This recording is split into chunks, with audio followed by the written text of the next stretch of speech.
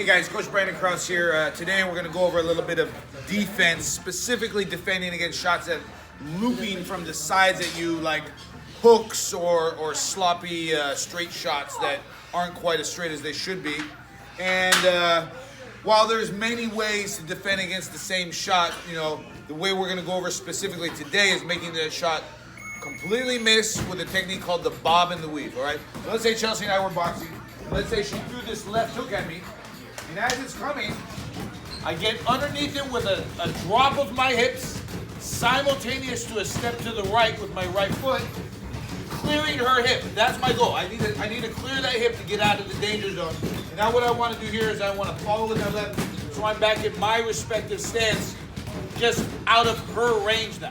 So in slow motion, Chelsea throws that left hook at me, and I'm underneath. And you see that I'm still in my stance in comparison to her. I'm ready to throw shots.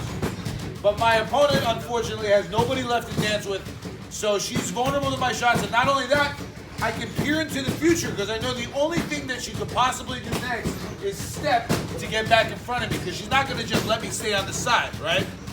So remember what this technique is called. It's called the bob and the weave, and that's exactly what you're doing. First you're bobbing, and then you're weaving, all right? There are other techniques, you know, like rolling and ducking, and those are valid, but that is not what we're going over here. This is gonna entail that you clear your opponent's hips, that you get out of their danger zone, all right? What is the danger zone? Hands up.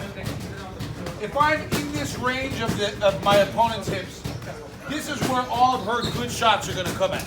If I can get outside of that range, like we went over before, she just really can't hit me with anything of quality. Like, yeah, she can hit me with an arm shot or something like that, so I won't say I'm completely safe out here. But those knockout shots don't happen unless they're kind of hip to hip with you. So that's what I'm trying to clear. So that left hook comes, I'm going to my right, I drop underneath as a simultaneous step to my right, back to my respective stance. Going the other direction is a little bit more difficult. So she's gonna throw that hook. I'm gonna go underneath and I'm gonna drop my left foot out, clearing the hip. But here's where it gets a little bit different. I'm gonna have to pivot in order to get back into my respective stance relative to her. I'll tell you what, Chelsea, let's stand right here. So slowly start throwing number 4 at me, and I go underneath, and now I pivot out. So my opponent missed, and I'm in line to be landing my shots because I cleared that hip. If I were to not clear the hip like I'm asking you to do, and she throws that number 4 and I just duck underneath, the problem is I'm going to stand right up into the next shot, which I have the ability to defend against, but I think a more advantageous place would be outside of that hip, all right? So some takeaways I would say when you're practicing at home, have some sort of barrier that you're trying to clear when you have no opponent to practice with.